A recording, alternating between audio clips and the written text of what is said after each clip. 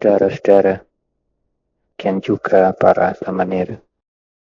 Malam hari ini kita telah membuat kesepakatan untuk membuka program atau acara yang sudah dikenal dengan sebutan Dhamma Santuta, mengenal Dhamma, yang diselenggarakan oleh Widyasena.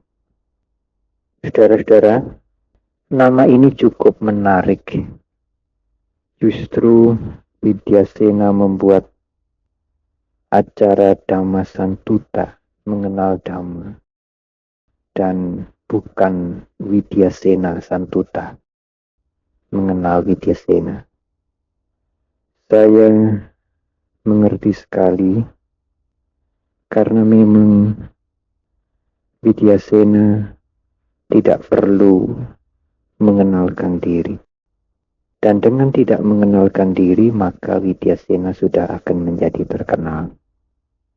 Apalagi Widyasena mempunyai moto yang heroik, mempunyai moto yang tidak pernah digunakan oleh organisasi atau lembaga yang lain. Biar materi dikorbankan untuk kesehatan. Biar anggota tubuh dikorbankan untuk menyelamatkan kehidupan masing-masing. Tetapi biar kehidupan sekalipun dikorbankan demi kepentingan Dhamma. Moto ini seperti moto Bodhisattva, saudara.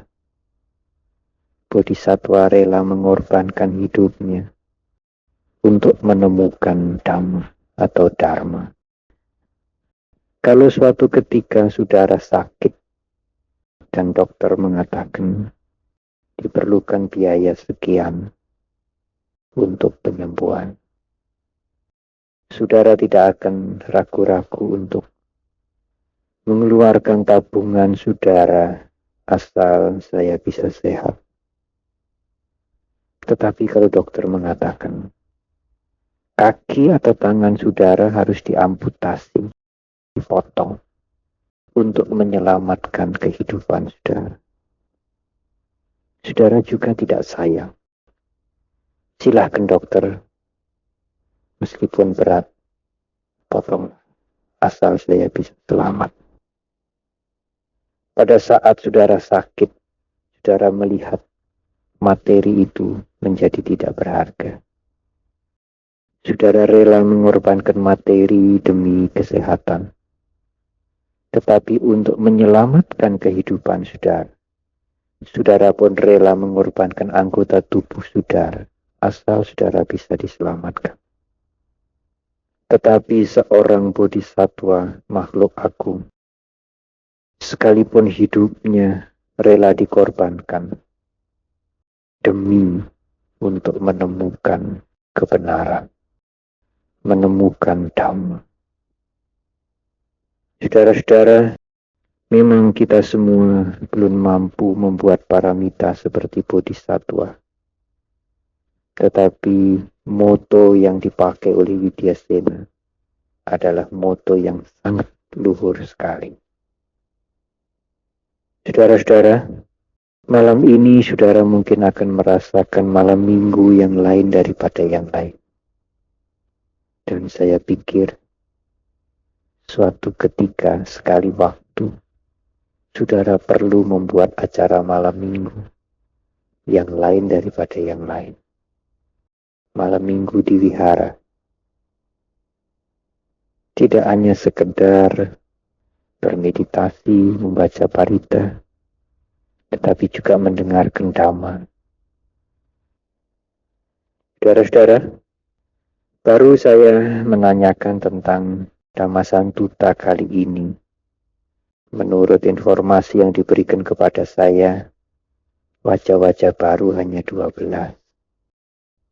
Dengan demikian, 25 lebih wajah-wajah lama. Saudara-saudara, kalau di Jakarta, tahun ajaran baru, tahun kuliah baru, Jakarta kedatangan lebih dari 2000 mahasiswa-mahasiswa Buddhis. Di Untar kalau tidak salah, umat Buddha itu nomor 2 sesudah Katolik, baru kemudian Kristen, Islam, dan sebagainya. Demikian juga di Trisakti dan yang lain-lain. Seandainya mahasiswa baru itu bisa dikumpulkan, mungkin sekitar 3.000 sampai 4.000. Saudara-saudara, akhir-akhir ini agama Buddha begitu menarik di dunia barat. Pada waktu Tsongkhapa, salah seorang tokoh pembangkit dan pelopor agama Buddha di Tibet, mengajarkan Dhamma, menyatakan prediksi, membuat satu prediksi ramalan. Ramalannya adalah nanti kalau ada burung besi, agama Buddha akan sampai ke bangsa-bangsa yang mempunyai kulit merah. Saudara bisa membayangkan lebih dari 1000 tahun yang lalu. Mungkin ucapan itu bagi mereka yang tidak mengerti siapakah Tsongkhapa, menganggap Tsongkhapa ini membuat burung besi. Dan pada waktu itu, apalagi di Tibet dan di dunia, tidak dikenal atau tidak sangat dikenal pesawat udara. Orang bepergian dengan berjalan kaki dan kendaraan bermotor amat jarang sekali. Orang mengarungi lautan dengan biduk dan apalagi pesawat udara. Dan akhirnya menjadi kenyataan setelah burung-burung besi berterbangan, maka agama Buddha dikenal di dunia barat. Saya amat sering sekali, saudara, kalau dibandingkan beberapa tahun yang lalu, kedatangan resmi tamu-tamu barat, justru pemuka-pemuka agama lain. Pada awal Juni, saya kedatangan pimpinan gereja-gereja di negeri Belanda, seorang wanita. Mereka sekedar berkunjung tetapi menjadi satu dialog yang sangat menarik. Dan akhirnya spontan pendeta wanita seperti ketua Walubi di sini, ketua dialog gereja-gereja di negeri Belanda. Secara spontan setelah selesai berdialog itu menyatakan bahwa agama Buddha itu agama dari dialog. Apa maksudnya, saudara? Dia menerjemahkan bahwa sebelum pemuka-pemuka, para penganut-penganut agama itu bertemu untuk saling membicarakan agama, maka mereka harus mengerti agama Buddha lebih dahulu. Karena agama Buddha itu seperti agama dari dialog yang bisa menjembatani agama-agama. Itu komentar mereka. Kemudian, saudara, pada tanggal 6 Agustus, saya mendapatkan tamu-tamu 45 bruder-bruder dari Ordo FIC yang mengelola pendidikan terutama sekolah-sekolah pangudi luhur di seluruh Indonesia itu dikelola oleh bruder-bruder dari Ordo FIC. Mereka kebetulan menyelenggarakan pertemuan sedunia di Salatiga. Dan sebelum ke Borobudur, mereka berkunjung ke wihara ini. Satu dialog yang amat menarik, dan benar-benar. Saya tidak bersiap untuk berbicara ajaran. Saya akan menerima mereka dengan baik. Dan saya tidak akan berdialog dan apalagi berdebat ajaran. Saya akan menerima dengan sebaik mungkin. Supaya mereka mempunyai kesan kalau kita menerima dengan baik, dengan ramah, yang tidak dibuat-buat, yang polos, yang tulus. Saya mempunyai tujuan supaya mereka mempunyai kesan, oh, umat Buddha ini ternyata lebih manusia dari yang lain. Itu tujuan. Tetapi akhirnya, saudara, tidak disengaja mereka kemudian menanyakan pandangan agama Buddha tentang kelahiran kembali, tentang kiamat. Bagi saya, justru ini adalah makanan yang empuk sekali. Makanan yang sangat empuk, yang jawabannya sudah siap dan akan membuat mereka menjadi terkejut, kemudian puas. Pertemuan yang hanya sebentar akhirnya menjadi dari mulai jam 9:30 sampai hampir jam 12. Dan mereka sangat akrab sekali. Saya menjelaskan tentang meditasi vipassana. Dan seorang bruder yang sangat tua mengatakan, saya sangat tertarik. Saya akan menulis tentang Buddhist meditation. Hari ini saya mendapatkan penjelasan dari tangan pertama. Dan saya mengerti dengan jelas sekali. Saudara, kemudian pada tanggal 27 September kemarin, saya mendapatkan tamu-tamu yang pada tanggal 6 Agustus itu dari 17 negara. Ada yang dari Maldives, ada yang dari Chili, ada yang dari Negro, yang betul-betul hitam. Hitam seperti jelaga. Bukan hanya sawo matang, hitam. Tetapi mereka ramah.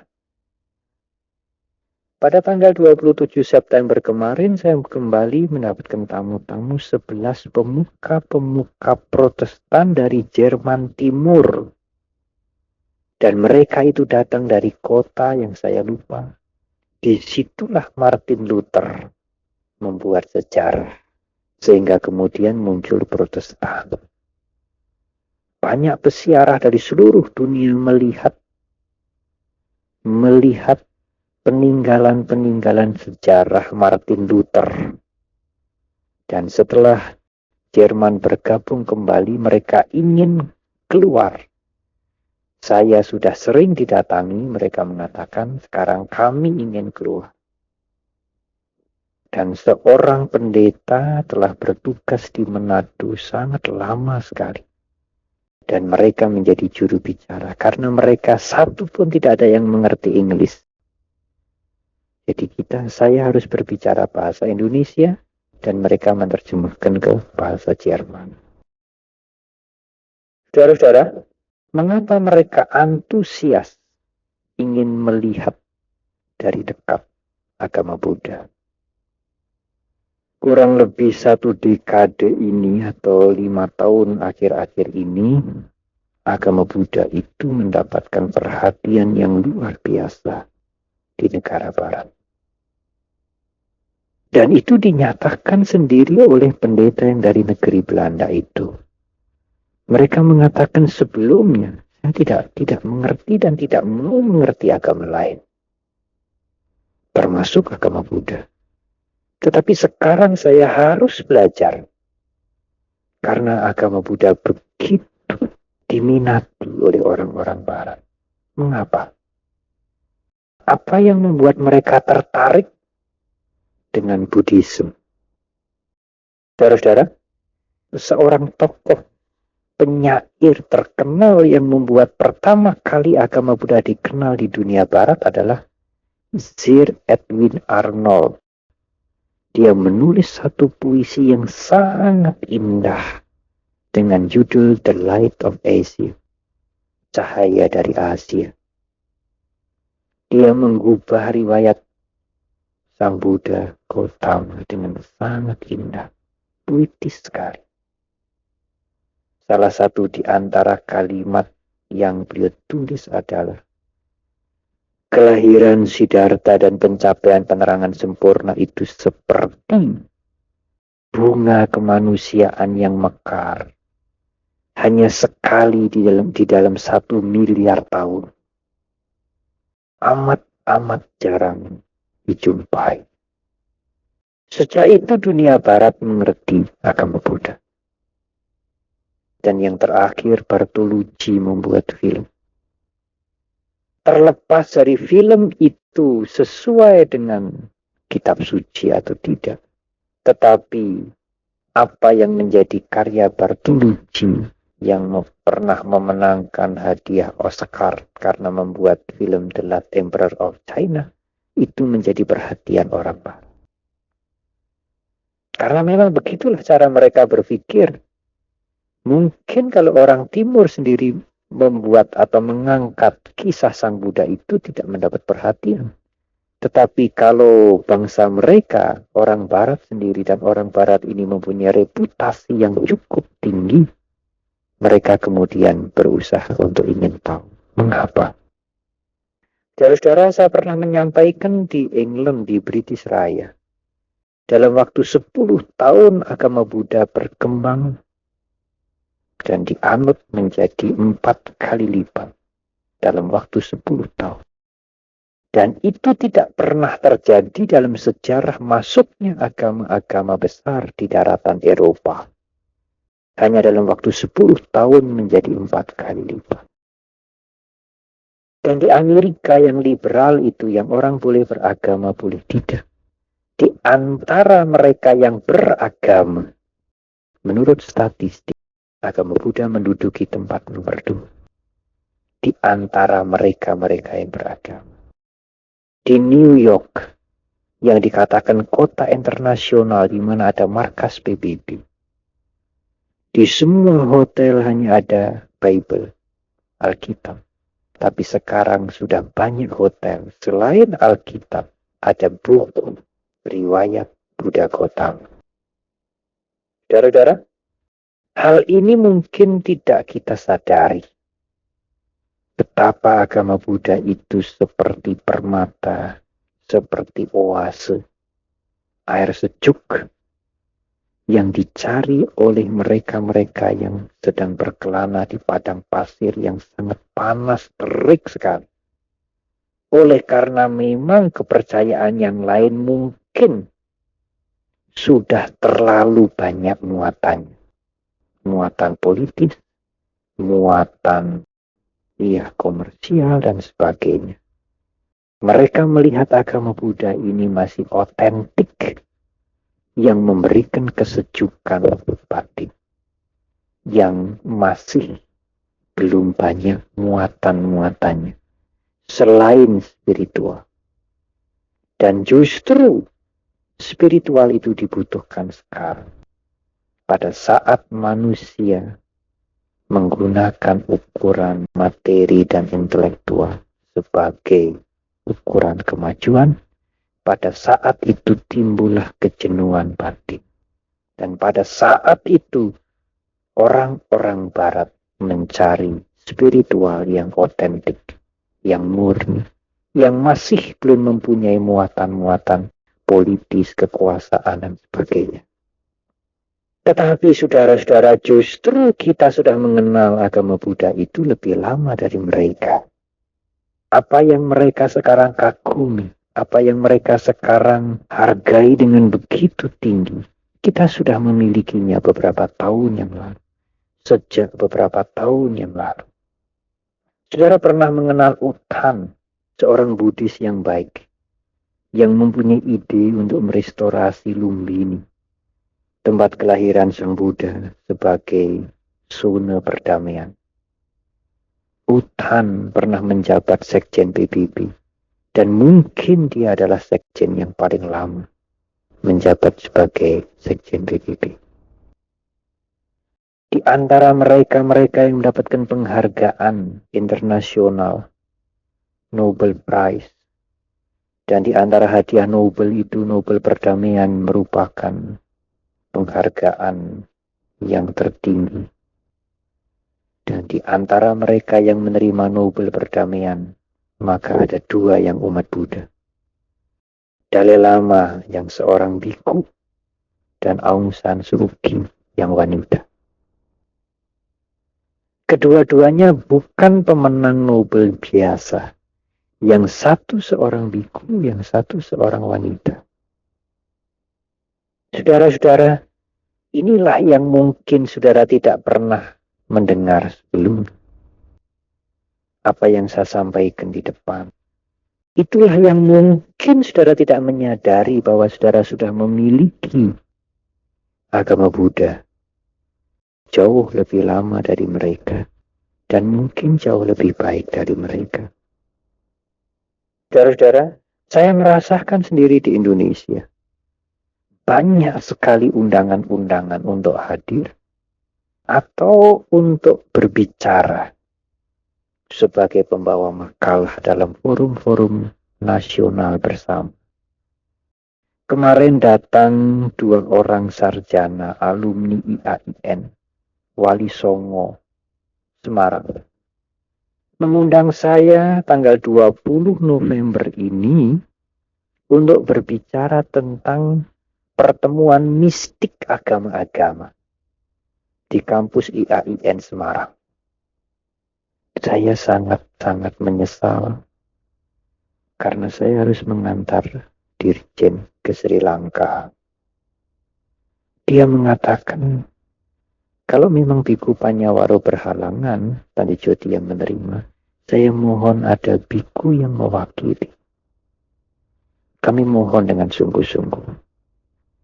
Dan Biku Joti tidak mau menerima undangan itu pada tanggal 20 Oktober.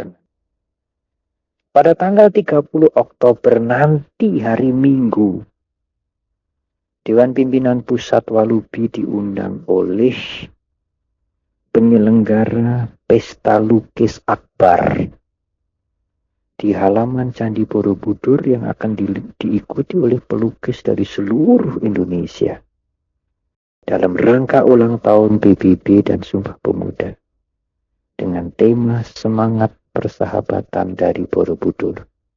Mereka akan menulis Borobudur, melukis Borobudur dan lingkungannya. Dan Bante Kiri telah meminta saya untuk mewakili, dan Walubi diminta untuk memberikan sambutan. Lomba lukis akbar ini akan dibuka oleh Menteri Pendidikan, Dikbud, kemudian Bapak Gubernur dan sebagainya. Saudara-saudara, apakah itu bukan kehormatan untuk kita? Apakah itu bukan kehormatan untuk umat Buddha? Apakah itu bukan kehormatan untuk saudara semua? Apa yang saya sampaikan di depan. Tetapi apakah itu juga bukan tantangan untuk kita? Apakah yang saudara ikut, apakah yang bisa saudara ikut bantukan untuk tantangan ini? Ataukah saudara hanya menjadi penonton saja? Ya biarlah. Kalau sekarang yang jadi peran utamanya Bante Panya, ya biar Bante Panya sendiri. Mati-mati biar sendiri. Apakah begitu, saudara? Apakah pamrih kita agama Buddha dikenal, dicari, dipelajari? Pamrih kita bukan hanya sekedar teman kita menjadi banyak. Itu satu pandangan yang dangkal sekali. Pamrih kita bukan supaya dia menjadi umat Buddha. Itu juga dangkal. Pamrih kita supaya Dhamma memberikan kesejukan kepada banyak orang. Bukankah itu kebajikan yang luar biasa? Dhamma dana itu mengatasi semua dana yang lain.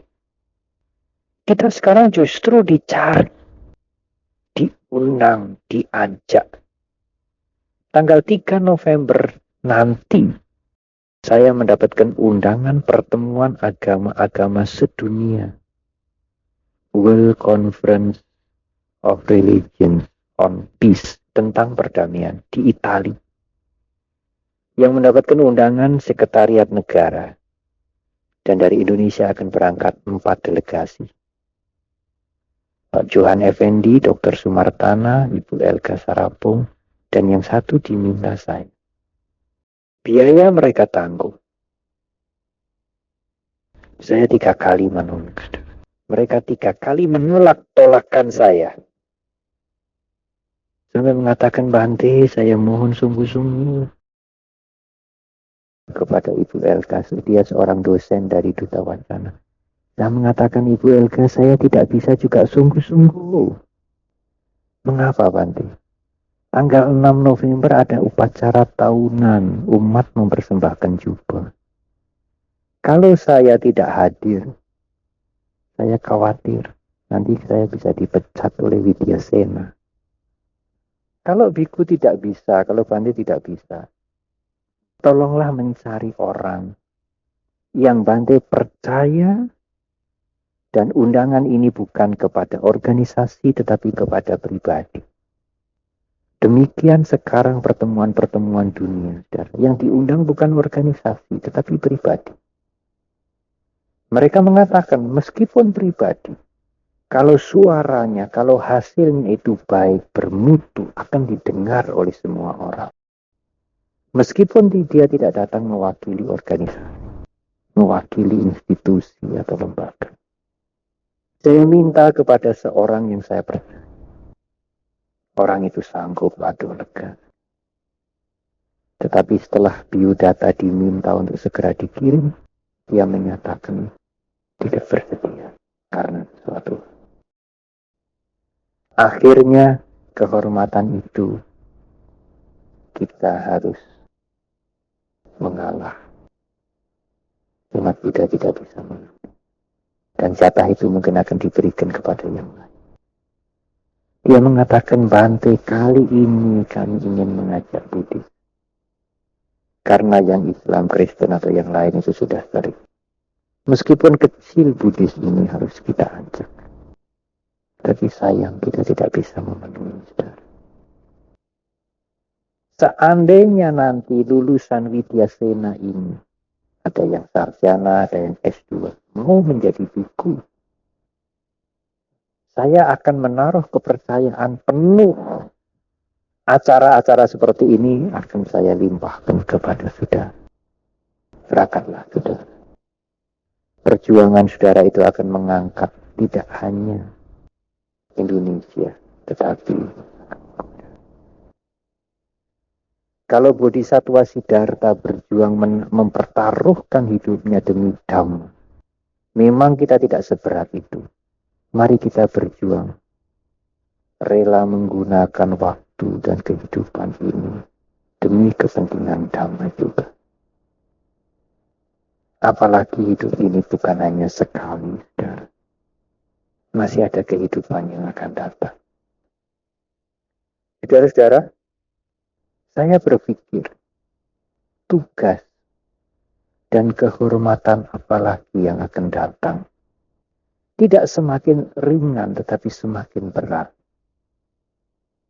Bante Subala pernah mengeluh, kita ini sudah semakin tua kok tugasnya semakin banyak.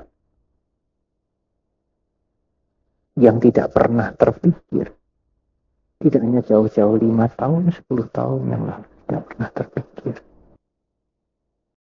Saudara-saudara, tetapi tentu ada alasan. Mengapa semakin banyak orang menaruh perhatian kepada Buddha? Dan kalau kita melihat apakah pengetahuan yang mereka punyai sebelumnya, maaf, dangkal. Sehingga begitu mereka mendengar jawaban Dhamma, mungkin bagi mereka suatu pemikiran yang sangat baru, excellent, mulia, luar biasa. Pada waktu saya menerima pendeta-pendeta dari Jerman Timur, seorang pendeta yang mengantar mereka, seorang dosen dari Duta Wacana, menanyakan, apakah dalam doa, begitu istilah mereka, umat Buddha juga mendoakan untuk umat beragama lain. Bagi mereka itu pertanyaan yang penting, saudara. Karena ada satu kepercayaan yang umatnya tidak boleh didoakan oleh umat beragama lain. Dan umat beragama lain tidak boleh mendoakan dirinya.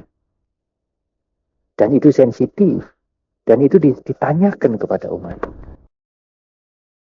Saya menjawab, justru setiap umat Buddha bersembahyang, bahkan selesai berbicara, menutup surat, sering mereka berdoa, semoga semua makhluk berbahagia.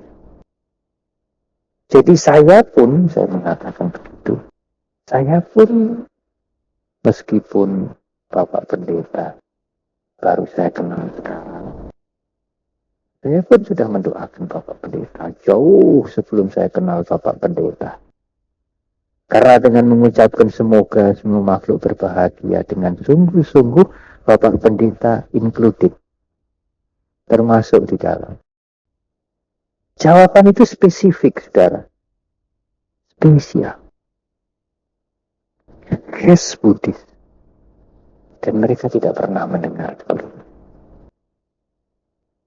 Kemudian mereka menanyakan, apa yang menjadi pesan Bante terhadap kami? Saya menyampaikan kepada mereka, seperti saya berpesan kepada umat Buddha. Bekerjalah untuk orang lain. Mengabdilah kepada orang, supaya hidup Anda bermanfaat tanpa dikenal bahwa Anda umat Buddha. Itu juga yang ingin saya pesankan kepada intervidi. Karena Bapak meminta apa pesan, apa saran-saran Bante kepada kami. Saya selalu mengatakan kepada umat Buddha, cobalah berkarya. Jangan hidup Anda itu sia-sia. Jangan kehadiran Anda di dunia ini sia-sia. Cobalah berkarya maksimal tanpa dikenal bahwa Anda umat. Saya mengatakan agama Buddha Wihara Mendut ini dikenalkan karena intervidi. Yang membuat terkenal agama Buddha kan intervidi. Jadi kalau agama Buddha sampai populer, terkenal, itu yang bertanggung jawab intervidi. Yang itu yang mengenalkan agama Buddha. Yang semula agama Buddha Wihara dan sebagainya tidak dikenal atau sangat-sangat jarang dikenal. Hal-hal seperti itu aneh sekali, saudara. Spesifik. Mereka tidak pernah mempunyai ide seperti itu. Mendengar seperti itu, mungkin tidak pernah. Itulah salah satu yang membuat menarik agama Buddha bagi mereka. Tidak usah mereka menjadi umat Buddha. Itu bukan tujuan kita. Tetapi kalau mereka sudah tertarik, sudah jatuh hati pada agama Buddha, selanjutnya masing-masing. Kan begitu terus ya. Yang penting kesan pertama itu mendalam. Saudara-saudara, apakah hal yang lain yang menarik? Agama Buddha itu mengajarkan percaya diri. Membuat manusia itu tidak mudah untuk menyerah. Dan menggantungkan diri pada orang lain dan meminta. Tetapi percaya diri dengan berusaha, usaha. Kemarin ada upacara patidana menyalurkan jasa kepada orang meninggal. 3 orang dari Solo yang baru-baru kenal agama Buddha. Saya katakan itulah cara berpikir Buddhis, perilaku seorang umat Buddha. Kewajiban kita memberikan sesuatu kepada yang sudah meninggal. Tidak meminta. Yang sudah meninggal itu ayah, kakek, nenek. Dia sudah berbuat banyak kepada kita. Mengapa sampai meninggal masih dimintai ini, dimintai itu? Kita komplain ini, komplain itu. Anak-anak saja, 4-5 tahun, kalau sembahyang, entah ada jenazah atau mungkin peringatan kematian, ayo ya sembahyang sama engkong. Pasang lilin, ya pasang hiu. Minta apa sama engkong? Ini bukan cara mendidik yang baik. Masih kecil udah diajari, ayo minta sama engkong minta apa? Dan engkongnya sudah meninggal. Minta pinter, besok besar jadi dokter. Itu minta sama engkong. Yang ngajari orang tuanya. Dan itu sudah menjadi kebiasaan. Kalau saudara tidak mengerti dhamma, nanti kalau saudara punya anak juga begitu. Dan itulah yang membuat orang-orang barat tertarik. Tidak menggantungkan diri pada siapapun, tetapi berjuang dan bekerja dengan sungguh-sungguh. Apapun hasilnya adalah hasil kita. Yang lain, sekian lain yang membuat mereka tertarik. Ajaran Sang Buddha itu konsisten. Segala sesuatu tidak kekal, itu konsisten. Konsekuensi logis dari segala sesuatu tidak kekal, maka tidak ada substansi yang kekal, tidak ada inti yang kekal. Apapun perpaduan. Rumah ini kan tidak kekal. Ini kan perpaduan. Air itu kan perpaduan. Fisik kita kan perpaduan, kehidupan kita kan perpaduan. Tidak ada substansi yang kekal. Itulah doktrin, itulah kebenaran tentang ketidakkekalan yang Sang Buddha ajarkan dengan konsisten. Segala yang muncul karena sebab pasti berubah dan hancur, kecuali yang muncul atau yang ada tanpa sebab. Dia tidak akan mengenal perubahan. Sang Buddha mengajarkan, berusahalah untuk tidak membunuh, karena kehidupan itu berharga. Sang Buddha juga konsisten. Pembunuhan dalam bentuk yang bagaimanapun adalah pembunuhan. Tidak ada pembunuhan demi kesucian, tidak ada. Pembunuhan adalah membunuh is membunuh. Sang Buddha mengajarkan tentang karma konsisten. Apa yang beliau alami, Devadatta dan sebagainya, itu juga akibat karma beliau. Beliau tidak mengatakan bagi Buddha itu cobaan. Bagi Anda itu akibat karma. Tidak. Konsisten. Itulah yang membuat orang barat hormat. Tidak hanya itu, saudara. Konsep Sang Buddha, ajaran Sang Buddha tentang cinta kasih persahabatan itu unlimited. Cintailah semua makhluk tanpa kecuali. Tidak ada diskriminasi, ini umat Buddha, itu bukan umat Buddha. Ini sudah punya keyakinan, itu bukan, sebelum punya keyakinan. Cintailah semua makhluk, anggap mereka itu sahabat-sahabat Anda. Konsisten. Dan itu dihargai oleh orang-orang barat. Sampai Mahatma Gandhi yang sangat terkenal, baik sikapnya, perjuangannya, mengatakan, kelak di abad ke-21, manusia akan merasa bahwa ajaran pesan-pesan Sang Buddha itu semakin relevan karena semakin dibutuhkan. Banyak hal, saudara, saya pernah menuliskan dan sangat banyak saya menjumpai hal-hal yang istimewa. Anjuran Sang Buddha untuk jangan mudah menerima, itu spesifik Buddha. Tidak ada di agama lain. Termasuk ajaran gurumu sendiri, termasuk kitab-kitab suci. Jangan mudah menerima. Tetapi, selidiki lebih dahulu. Renungkan berulang-ulang. Mengapa Sang Buddha berani meminta saudara untuk menyelidiki? Karena tidak ada kekhawatiran bagi beliau. Dhamma tidak mengkhawatirkan untuk diselidiki. Karena memang dhamma itu dimengerti untuk diselidiki.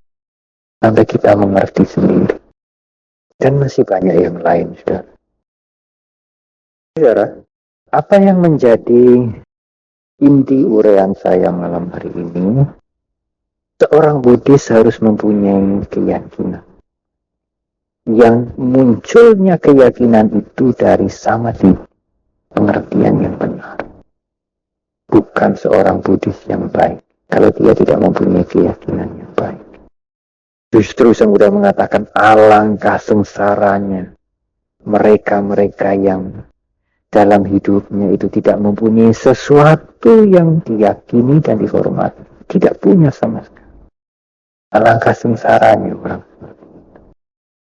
Pengertian muncul pertama. Pengertian yang nalar atau pengertian yang masuk akal. Itu akan menumbuhkan keyakinan. Terus berkembang. Sejajar dengan pengertian kita. Sebanding dengan praktek kita. Sikap kita. Ada cerita, anekdot yang lucu, saudara. Seorang berbantahan, seorang Buddhis berbantahan dengannya. Buddhis kita ini, saudara kita ini bertanya, punya iman dan punya akal, itu mana dulu?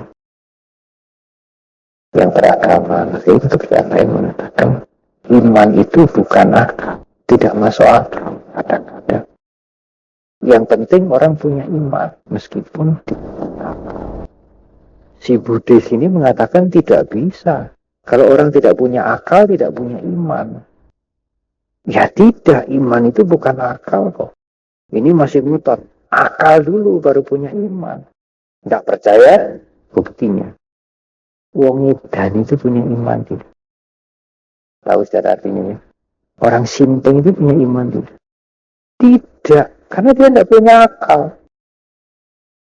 Jadi akal itu nomor satu. Orang yang berakal itu beriman. Kalau orang gila itu tidak berakal, dia tidak beriman. Saya tanya, Om, ini rumus dari mana Om? Saudara, apa yang menjadi pangkal keyakinan umat Buddha? Umat Buddha mempunyai keyakinan kepada Triratna. Saudara jangan berpikir Triratna itu adalah Buddha dan Buddha itu patung sang Buddha. Dhamma itu ajaran dan Dhamma itu kitab suci. Sangka itu para biku yang kita bisa lihat. Itu memang bagian dari Buddha Dhamma Sangka. Tapi Buddha Dhamma Sangka itu mempunyai aspek yang cukup luas. Dan keyakinan kepada Triratna itu mencakup keyakinan pada apa-apa yang benar. Termasuk ketidakkekalan yang menjadi signifikan. Yang menjadi corak kehidupan ini. Termasuk keyakinan atas hukum karma. Dan sebagainya. Patung Buddha itu kan Buddha nimitta. Simbol Buddha. Buddha Dhamma, kitab suci itu kan Dhamma nimitta, simbol Dhamma. Para biku jubahnya mangkuknya itu sangka nimitta, simbol sangka. Dan simbol itu Buddha nimitta, Dhamma nimitta, sangka nimitta menjadi cedia, objek yang patut untuk pemujaan. Mengapa kita memerlukan objek? Karena kita perlu melakukan pemujaan. Apa gunanya pemujaan? Pemujaan adalah penghormatan. Salah satu cara untuk memperkuat keyakinan kita. Yang sudah mengatakan alangkah sengsara mereka yang tidak mempunyai sesuatu yang mereka hormati. Dan mengapa kita menjadikan Triratna sebagai objek pemujaan? Karena Triratna itulah yang bebas dari keserakahan, kebencian, kegelapan batin, loba, dosa, dan moha. Berlindung kepada yang bebas dari kekotoran batin akan menjadikan kita mempunyai perlindungan yang aman. Perlindungan itu tidak akan mungkin terkotori oleh apapun. Dan tidak takut oleh apapun. Karena pelindung kita itu sudah bebas dari loba, dosa, dan moha. Signifikan yang kedua, saudara, ciri sikap mental yang kedua seorang Buddhis adalah siap mengubah cara berpikirnya menjadi cara berpikir Buddhis. Banyak yang menyatakan umat Buddha tetapi cara berpikirnya bukan cara berpikir umat Buddha. Dan kalau cara berpikirnya bukan cara berpikir Buddhis, saya akan menganggap dia sebetulnya bukan seorang Buddhis. Setelah apa, Pandit? Berbau Buddhis. Memang Parita mengerti, di rumah punya altar, tekun, suka berdana, memberi makanan, bantu wihara. Ucapannya Buddhis semua. Tetapi dia bukan berpikir Buddhis. Kalau dia berhasil dulu, ya ini berkah Tuhan. Sekarang dia menjadi Buddhis, dia memang tidak berkata seperti itu. Tapi dia mengubah. Ya nanti anak-anak dulu sini kan juga berkah Buddha. Nah nanti kalau dia celaka, kalau dia sakit, oh Buddha sedang menghukum saya. Itu bukan seorang Buddhis, saudara. Meskipun dia mengucapkan Buddha, Parita dan sebagainya, itu berbau Buddhis. Tapi dia bukan seorang Buddhis. Kemudian dia kesulitan, kemudian dia berusaha gagal. Kemudian sudahlah kita mengalah saja. Kan mengalah nanti dikasihani oleh Tuhan. Tidak sadar ya, spontan dia mengucapkan begitu, dia seorang Buddhis. Kami mempunyai keyakinan kepada Tuhan yang esa, jelas. Tetapi ungkapan itu bukan cara berpikir Buddhis. Apa yang dimaksudkan dengan pasrah menurut umat Buddha? Kita berusaha, tapi hasilnya itu tidak bisa diprediksi sejak sekarang. Prediksi kita sih bisa, kalau saya belajar rajin, sungguh-sungguh dalam sekian tahun lulus. Tapi ada faktor X yang kadang-kadang muncul. Yang agama lain mengatakan manusia berusaha Tuhan menentukan. Faktor X itulah akibat karma yang lalu yang berbuah. Ya kita terima saja. Terima itu artinya dalam pengertian Buddhis tidak mengeluh, tetapi usaha terus dan siap menerima hasil. Tapi bukan nerima kemudian diberikan hadiah, dikasihani. Pengertian seperti itu tidak sesuai. Siapa yang mengasihani kita? Hukum karma itu memang maha kuasa, tapi tidak bisa mengasihani kita. Tetapi juga saya mengatakan hukum karma itu tidak kuasa kok. Kalau kita tidak membuat sebab, hukum karma tidak bisa menaikkan kehidupan kita. Kunci itu tidak punya kemampuan kok. Yang punya kemampuan membuka pintu kan usaha kita dengan alat kunci. Kalau kita tidak melakukan sesuatu, hukum karma tidak bisa memperbaiki kualitas atau sikap hidup kita. Kalau kita tidak melakukan sesuatu. Kalau kita tidak menggunakan kunci itu, jangan harap kunci itu bisa membuka pintu. Oleh karena itu, saudara-saudara, saya ingin mengajak saudara, baik yang baru kenal agama Buddha maupun yang sudah lama kenal. Jadilah seorang Buddhis yang baik, yang tidak ragu-ragu untuk mengubah cara berpikir saudara. Kalau salah, buang. Gunakan cara berpikir yang Buddhis, yang sesuai dengan Dhamma. Kalau saudara memang sudah setuju, cocok, apalagi punya keyakinan pada kehadiran. Tidak usah sayang, tinggalkan saja cara berpikir yang bukan Buddhis. Dan pakai cara berpikir Buddhis. Siap mengubah sikap berpikir saudara. Tidak usah sayang, supaya saudara memperoleh manfaat dari Dhamma. Meskipun saudara tidak perlu dikenal oleh yang lain, bahwa saudara sudah menjadi seorang Buddhis. Saudara, jangan saudara menyia-nyiakan permata yang saudara sudah punya lebih lama. Mereka sekarang ini baru senang-senangnya belajar agama Buddha.